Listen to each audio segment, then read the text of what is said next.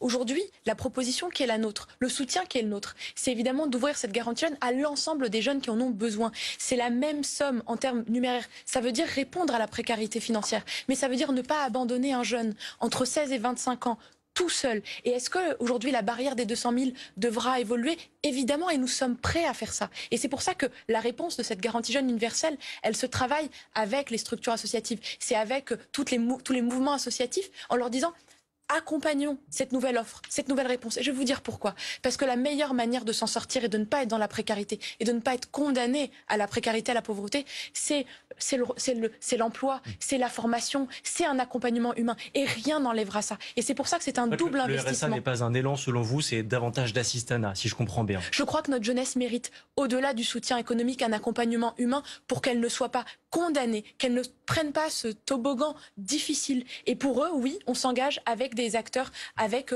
les missions locales, avec des formations.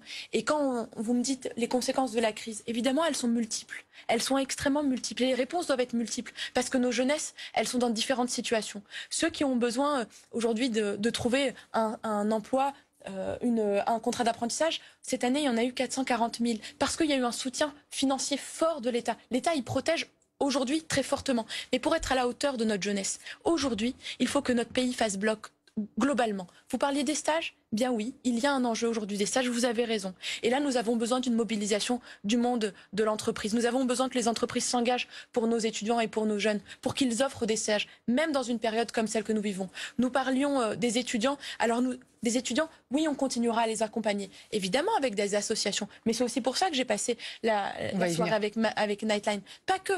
Parce que je ne crois pas que l'État apportera seul ces réponses. L'État, il doit être là pour protéger, pour apporter le soutien financier, pour trouver des solutions, pour accompagner ces étudiants qui ont besoin de revenir à la fac. Oui, c'est notre responsabilité. Mais nous devons collectivement de faire bloc pour notre jeunesse.